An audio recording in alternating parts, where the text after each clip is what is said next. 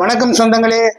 என்னுடைய வாழ்க்கை அனுபவங்களை உங்க கூட பகிர்ந்துக்கிறதுல ரொம்ப பெருமைப்படுறேன், சந்தோஷப்படுறேன்.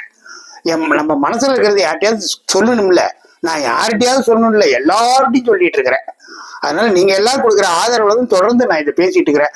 நேத்தி அப்பா வளவலன்னு அறுக்காதீங்கப்பா, சப்ஜெக்டுக்கு வாங்க அப்படின்னு நிறைய பேர் நினைக்கிறது ஏன் விழுவுது. சப்ஜெக்டுக்கு வந்துடுறேன். அப்புறம் நான் கடையை திறக்கலையா 2 நாளா, அவர் இறந்தது ரொம்ப கவலையா இருந்துச்சு. எனக்கு மனசு உண்மையிலேயே கவலைப்பட்டாங்க. சும்மா ஒரு பேச்சுக்காக கவலையா இருந்துச்சு, கவலையா இருந்தேன் அந்த மாதிரிலாம் இல்லைங்க. ஒரு சில பேருக்கு தான் நம்ம உண்மையிலேயே நம்ம இதாகும். அந்த மாதிரி ரொம்ப கவலைப்பட்டாங்க. ஏன்னா இந்த அதிர்ச்சி சம்பவங்க என்னால தாங்கவே முடியல. அந்த ஃபேமிலியை கம்ப்ளீட்டா, அவங்க ஒய்ஃபு, அவங்க குழந்தை, அவர் 3 பேருமே ஸ்பாட்ல அவுட். அந்த மாதிரி ஆயிடுச்சுங்களா. அடுத்து ஒரு 2 நாள் கழிச்சுதான் அப்புறம் அவங்க அப்பா வந்தாரு. அடுத்த நாள் அவங்க அப்பா வராருன்னு சொன்னேன், வரல அன்னைக்கு. அடுத்த நாள் ஆனா நான் என்ன பண்றது, காலையிலயும் சைக்கிள் எடுத்துட்டு போய் அந்த கடை வாசல்ல உட்காந்துருப்பேன். எப்பயுமே அந்த கடை வாசல்ல போய் உட்காந்துருப்பேன். எங்க ஓனர் அவர் இருக்கும்போது அவரு வந்து சாவி கொடுப்பாரு. வந்ததுமே திறந்து உள்ளார ஏன் டேபிள் அவர் டேபிள் 2டையுமே அப்படி சுத்தமா ஒரு துணியை போட்டு தொடச்சிட்டு உள்ளார அந்த கடைக்குள்ளார இப்படி கூட்டணும். ஒரே ரூம் தான், அதை அப்படி கூட்டினா அங்க ஒரு 10 டின்னு மட்டும் என்கிட்ட அடிக்க வச்சிருப்போம். மீதி எல்லாம் கீழே குடோனு, அதுல ஆயிரக்கணக்கான டின்னு இருக்கும். ஒரு 6-7 லோடு அதுல இருக்கும். அந்த மாதிரி வச்சிருப்பாரு. அந்த மாதிரி வச்சிருந்தோம். அது மாதிரி இப்ப இந்த கடைக்கு எப்பயுமே அதுதான் வழக்கம். அதனால நான் கடைகிட்ட போய் இப்படியே உட்காந்துட்டு இருக்கிறேன். வருவாங்க மணி ஒரு 10-11 ஆயிடுச்சு. ஒரு கார் வந்துச்சு. அதுல இருந்து இறங்கினாங்க. இறங்கி கடையை திறந்து பார்த்துட்டு, அவங்களும் ரொம்ப மரியாதையானவங்க, ரொம்ப பணக்கார குடும்பம். பணக்காரனா பெரிய பணக்காரங்க. அப்புறம் அவங்க நீங்க அப்படின்னாங்க. நான் தாங்க நந்தகுமார். நந்தகுமாரா நீங்க? அதான் ஊருக்கு வர்றப்பெல்லாம் கூட பையன் சொல்லுவான், ரொம்ப நல்லா நீங்க ஒர்க் பண்ணுவீங்க, நல்லா இவருன்னு சொல்லியிருக்கான், உங்களை பத்தி நல்ல சர்டிஃபிகேட் தான் சொல்லியிருக்கிறாரு அப்படின்னு சொல்லிட்டு கடையை திறந்தோம். திறந்து கடையை பார்த்தாங்க, எல்லாம் பார்த்துட்டு குடோனு இன்னும் கீழே இருக்குதுங்க, வாங்க அப்படின்னு சொல்லி குடோனு கூப்பிட்டு போனேன்.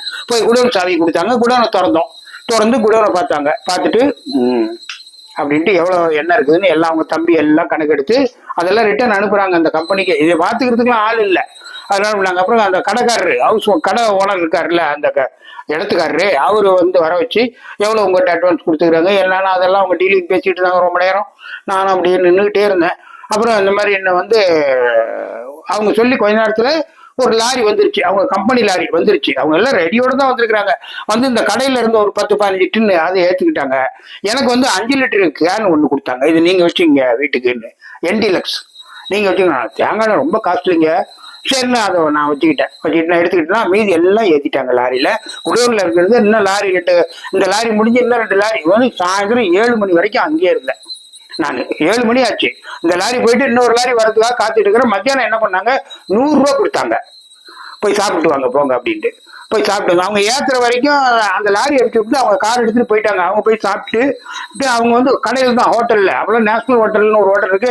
அதுல ஒரு பெரிய ஹோட்டல் இருக்கு, ரெஸ்டாரண்ட். அங்க போய் நல்லா அவங்க சாப்பிட்டுட்டு வந்துட்டாங்க. எனக்கு 100 ரூபா கொடுத்தாங்க, நீங்க போய் சாப்பிடுங்க. சாப்பாடெல்லாம் அப்ப 30 ரூபா 40 ரூபா சாப்பாடு. அந்த மாதிரி என்ன நல்ல சாப்பாடு சாப்பிடலாம். இந்த மாதிரி 100 ரூபா கொடுத்தாங்க, நீங்க போய் சாப்பிட்டு வாங்க அப்படின்னு. சரி நான் போய் சாப்பிட்டேன். ஒரு 40 ரூபாய்க்கு சாப்பிட்டேன். சாப்பிட்டுட்டு அங்க இருந்து அங்கேயே விற்கிறாங்க சாப்பாடு. அது மாதிரி சாப்பாடு போய் வாங்கிட்டு நம்ம அங்கேயே உட்காந்து சாப்பிட்டுட்டு வந்தேன். மீதி காசு கொடுத்தேன். வச்சிங்க அப்படின்னாங்க. அதுலயே நம்ம நாணயத்தை அவங்க புரிஞ்சுக்கிட்டாங்க, வச்சுக்கிட்டாங்க. அப்புறம் 2வது லோடு எல்லாத்தையுமே எடுத்துட்டாங்க. எனக்கு இந்த 5 லிட்டர் கொடுத்துருக்காங்கல்ல, அதையும் வச்சிருந்தேன். கடையை பூட்டி சாவி அவர்கிட்ட கொடுத்து எல்லாம் பேசி முடிச்சுட்டு என் கையில 2000 ரூபா கொடுத்தாங்க. எனக்கு 400 ரூபா சம்பளம் மாசம், 2000 ரூபா கையில கொடுத்தாங்க. இதுக்கெல்லாம் பெரிய மனசு வேணும் இல்லைங்க. நல்லா இருக்குங்க. இத்தனைக்கும் எல்லாம் அப்ப தேதிங்கிறீங்க. நான் சம்பளம் வாங்கி ஒரு வாரம் தான் ஆகுது. 1ஆம் தேதிலாம் அவர் கரெக்டா சம்பளம் கொடுத்துருவாருங்க. ஒரு 10 பைசா வீட்டுக்கு செலவு பண்ணா கூட அந்த ஓனரு அது இறந்தாரு, அவரு நோட்ல எழுதி வச்சுக்குவாருங்க. வெங்காயம் இவ்வளவு வாங்கின, மளிகை சாமான் ஒரு பெரிய லிஸ்ட்டை கொடுத்து எல்லாம் தான் வாங்க. அங்க ஹோல்சேல். அப்ப கலப்படம்லாம் அதிகமா கலப்படமே கிடையாது ஓரளவுக்கு. இந்த பொருள்கள்ல இன்னைக்கு நீங்க பப்பாளி வாங்கினீங்கன்னா, இது மிளகு வாங்கினீங்கன்னா வெறும் பப்பாளி விதைங்க. பப்பாளி விதை கொடுங்கன்னு தான் நான் போய் கடையிலாம் கேட்பேன். எல்லா கடையிலும் பப்பாளி விதை தாங்க. மிளகு நீங்க அரைச்சிங்கன்னா அந்த வாசமே ஒரு தனியா இருக்கும். ஆனா பப்பாளி வாசம் தான் அடிக்கும், வயிறு வேற சூடு பிடிச்சிக்கும். அந்த மாதிரி அப்பெல்லாம் இந்த கலப்படம் இல்லை. இப்ப பக்கத்துக்கு எங்க கடைக்கு பக்கத்துலயே ஒரு ஹோல்சேல் கடை, மண்டின்னு சொல்லுவாங்களா, அந்த மாதிரி அவங்ககிட்ட கொண்டு லிஸ்ட்டை கொடுத்து கடைக்காருக்கு அப்படின்னு சொன்னா போதும். அவங்க எல்லாம் பார்சல் பண்ணிட்டு கூப்பிடுவாங்க. அது மாதிரி அதெல்லாம் கணக்கு போட்டுதான் அவர் குடும்பம் நடத்துவாரு. ஒரு கெட்ட பழக்கம் இல்லைங்க. தண்ணி அடிக்க மாட்டாரு, சிகரெட் அடிக்க மாட்டாரு. வீட்டுல இருக்கிறவங்களாம் ரொம்ப மரியாதையானவரு. யாருக்கிட்டுமே மரியாதையா பேசுவாரு. குப்பை கூட்டுறவங்ககிட்ட கூட மரியாதையா பேசுவாரு. அந்த மாதிரி பிள்ளைய வளர்த்து வச்சிருக்கிறாங்க பாருங்க. எல்லாம் வளர்ப்புலதான் இருக்குது. அதே மாதிரி அவங்க அப்பா அம்மாவுங்க என்ன அப்படி நடத்துனாங்க. அவ்வளோ ஒரு மரியாதையா நடத்துனாங்க. அப்புறம் ஒரு எல்லாம் முடிஞ்சிருச்சா, இங்க சேலத்துல ஏதாவது பாக்கி வரணுமா அப்படின்னு கேட்டாங்க. நான் சொன்னேன், ஒரு 800 2 கடையில வரணுங்க, மாதிரி டின்னு கொடுத்துருக்குறோம் அப்படின்னு நான் சொன்னேன். அதை நீங்க வாங்கி வச்சிங்க அப்படின்னு சொல்லிட்டாங்க. இப்ப எனக்கு எவ்வளவு ஆச்சு? 3600 ஆச்சு. ஏன்னா அந்த கடையில போனதுமே காசு கொடுத்துருவாங்க. சரி அப்படின்ட்டு புறப்பட்டு போயிட்டாங்க. டாட்டா காமிச்சிட்டு போயிட்டாங்க. நான் கனத்த இதையோட வீட்டுக்கு வந்தேன். வீட்டுக்கு வந்து இந்த மாதிரி சொன்னேன். இந்த மாதிரி இந்த வேலையும் போயிடுச்சு, எனக்கு வேலை வேற போயிடுச்சு. இது வேற எனக்கு கவலையா இருக்கு. ஏன்னா இந்த மாதிரி கௌரவமா வேலை கிடைக்கிறது ரொம்ப கஷ்டம். என்னடா பண்றது இப்படியே யோசிச்சுக்கிட்டு அப்படி ரொம்ப இதா இருந்தேன். வேலை கிடைக்கல. ஒரு 10 நாளா இந்த மாதிரியே நான் வந்து இது பண்ணிட்டு இருந்தேன். வேலை இது மாதிரி இல்லையேன்னு வேலை பல இடத்துல தேடினேன். ஆனா வேலை இருக்குது. பட் எனக்கு தகுந்த மாதிரி இப்ப நான் இருக்கிற ஸ்டேட்டஸ்க்கு தகுந்த மாதிரி எனக்கு வேலை வேணும்ல. அந்த மாதிரி பேண்ட் ஷர்ட் அழுக்காக கூடாது. என்ன வேலை சொன்னாலும் செய்யலாம். என்னங்க ஆனா ஒண்ணுங்க, தெரியாத வேலையா இருந்தாலும் உள்ளார போட்டுட்டு 2-3 நாள்லயே ஃபுல்லா தெரிஞ்சுக்குவேன். எனக்கு அந்த மாதிரி ஒரு டேலண்ட் இருக்குது. என்னடா பண்றதுன்னு இப்படியே யோசிச்சுட்டு இருக்கும்போது நான் ஒரு ட்ரிப்பு மொசைக்கு வேலை செய்யும்போது செவ்வாய்ப்பேட்டையில் ஒரு சௌராஷ்டிராக்காரரு, ரொம்ப நல்ல மனுஷன். அவர்கிட்ட வேலை செஞ்சுட்டு இருக்கும்போது அவர் வந்து உட்காந்து படிக்கட்டில் உட்காந்துருந்தாரு. நான் கீழே தேய்ச்சிட்டு இருந்தேன். என்கிட்ட பேச்சு கொடுத்து பேசிக்கிட்டே இருந்தாரு. நான் ஒருத்தன் தான் வேலை செய்யறேன். கொஞ்சோண்டு தான் சில்லற வேலை. அதை மட்டும் என்ன செய்ய சொல்லிட்டு தர்மம் போயிட்டான். நான் வேலை செஞ்சிருக்கப்ப அவர் எல்லா இதையும் என்னை பத்தி கேட்டாரு, பயோடேட்டா. நான் எல்லாம் அவர்கிட்ட சொல்லிட்டேன். சொல்லிட்டு வேலை முடிஞ்சு போச்சு. அந்த ஞாபகம் எனக்கு திடீர்னு வந்துச்சு. அவர்கிட்ட போனேன். பார்க்கலாம் நாளைக்கு போகலான்ட்டு சாமி கிமியெல்லாம் கும்பிட்டுட்டு அவர்கிட்ட போனேன். முருகனை கும்பிட்டு தான் போவேன். முருகனை கும்பிட்டு போனேன். போயிருந்தா பெல் அடித்தேன். அவர் பேர் மோகன். வந்தாரு. வாங்க வாங்க, என்ன விஷயங்க அப்படின்னாரு. எனக்கு தெரியும். வாங்க உள்ளார வாங்க. அவரும் இப்படிதான் ஏழை பணக்காரர் இதெல்லாம் பார்க்க மாட்டாருங்க. அபூர்வமான ஆட்கள் அவங்கெல்லாம். சரி இன்னும் இருட்டு சார் அப்படின்னு சொன்னேன். சார் இந்த மாதிரி மொசை வேலை செஞ்சுட்டு இருந்தேன், அப்புறம் அதை விட்டுட்டேன். நான் இந்த மாதிரி ஒரு கடையில எண்ணெய் கடையில வேலை செஞ்சேன் சார். அவர் ஓனர் இந்த மாதிரி தவறிட்டாரு, அதனால வேலை போயிடுச்சுங்க சார் எனக்கு. அதான் உங்ககிட்ட ஏதாவது வேலை இருந்தா செய்யறேங்க சார். நம்பிக்கையா நாணயமா இருப்பேங்க சார். நீங்க ஒரு வாரம் என்னை வச்சு வேலை வாங்கி பாருங்க. நான் கரெக்டா இருந்தாலும் வேலைக்கு வச்சிங்க சார். உங்களுக்கு பிடிக்கலன்னு நீங்க என்ன அனுப்பிச்சு விட்டுருங்க சார் அப்படின்னு சொன்னேன். அப்புறம் அப்படியே யோசிச்சாரு.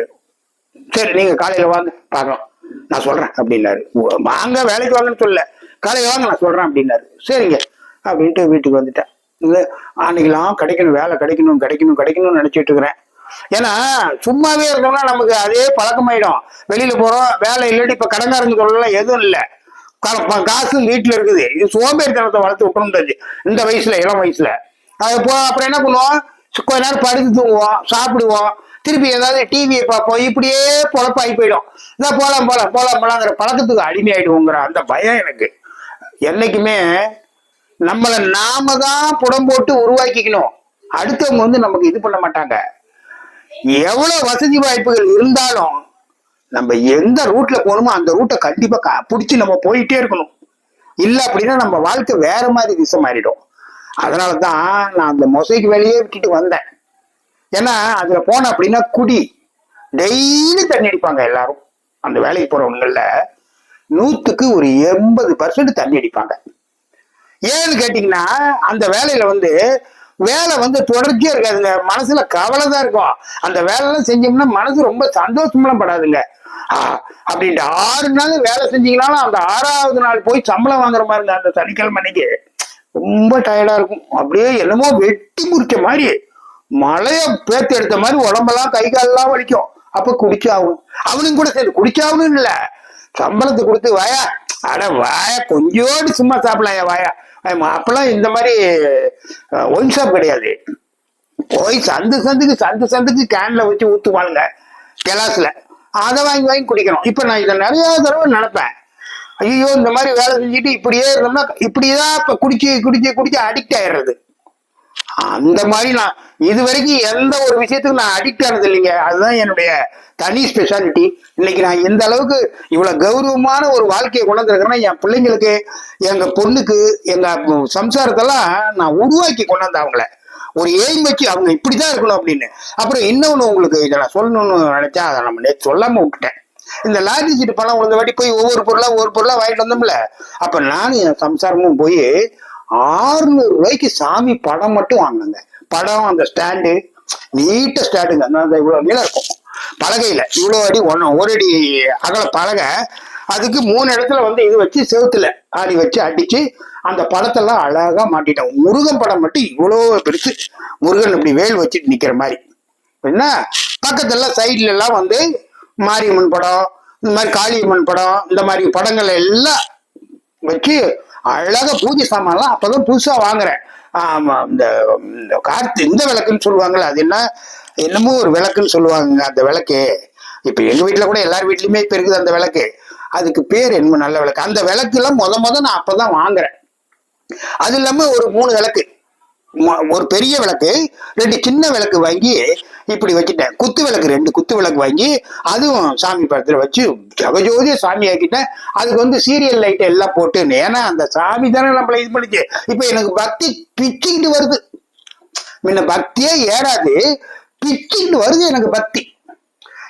அப்ப அந்த பூஜை பொருள் எல்லாம், கல்புரம், ஊதுபத்தி எல்லாம் எந்த நேரமும் சாம்பிராணி கிம்பிராணி எல்லாம் வேணும். அப்பெல்லாம் சாம்பிராணி எப்படின்னா இந்த கம்ப்யூட்டர் சாம்பிராணி இதெல்லாம் வரல, இந்த நீட்டு சாம்பிராணி இதெல்லாம் வரல. சாம்பிராணி பால் சாம்பிராணி தான் இருக்கும். அதை வாங்கிட்டு வந்து நம்ம நல்லா அடிச்சு தூள் பண்ணி கறியை கொஞ்ச நேரம் பத்த வச்சு அதுல போட்டுதான் நம்ம வந்து சாமிக்கு வீடெல்லாம் புகை போடணும். இது எல்லாம் வாங்கி வச்சுட்டேன். இதுல என்னன்னா பிள்ளைங்களுக்கு வந்து இது சொல்லி கொடுத்தாங்க, ஸ்லோகம். முருகனை பத்தி எப்படி ஸ்லோகம், அம்மனுக்கு என்ன ஸ்லோகம், இப்படி எல்லா ஸ்லோகமும் பிள்ளைங்களுக்கு. சாயந்தரம் காலைல பள்ளிக்கூடத்துக்கு போறாங்களே, போறப்பயே வெளியில போய் சூரிய பகவானை கும்பிட்டு வரணும். வந்து முருகன்கிட்ட நின்று அந்த ஸ்லோகத்தை சொல்லணுங்க. அம்மனை நினைச்சு இந்த அடுத்த ஸ்லோகத்தை சொல்லணும். சனி பகவான் நினைச்சு இந்த ஸ்லோகத்தை சொல்லணும். இப்படி ஒரு 4-5 ஸ்லோகத்தை பிள்ளைங்களுக்கு சொல்லி கொடுத்தேன். சொல்லி கொடுத்ததும் இப்ப சனி பகவானுக்கு இன்னும் எனக்கு ஞாபகம் இருக்குதான்னு பார்க்கலாம். துய ஸ்தோத்திரம் படேதிய மாணவ எகவாரம் திவிவாரம் வா பீடா முஞ்சாமி தஸ்யவை அப்படின்னு சனி பகவான்கிட்ட சொல்லி வேண்டணும். சமஸ்கிருத மொழி. இத பிள்ளைங்களுக்கு நோட்ல எழுதி அழகா எழுதி மனப்பாடம். 2 பிள்ளைங்களும் அப்படி மனப்பாடம் பண்ணா, அப்படி சின்ன பிள்ளைங்க தானே மனப்பாடம் பண்ணிட்டாங்க. ஒரு வாரத்துல மனப்பாடம் பண்ணிட்டாங்க. இது அப்படியே பிள்ளைங்களுக்கு அருமையா சொல்லி கொடுத்துட்டேன். அத வச்சு அந்தந்த சாமிக்கு அந்தந்த மந்திரம். இப்ப அம்மன் சாமிக்கு எடுத்துக்கிட்டீங்க அப்படின்னா, மாணிக்க வீணா சுபலாலயம் மதாலச மஞ்சுள வாக்குலாசம் மகேந்திர நீலஜுதி கோமலாங்கி மாதங்க கன்யாம் மனசாஸ்ம ராமி சதுர்புஜே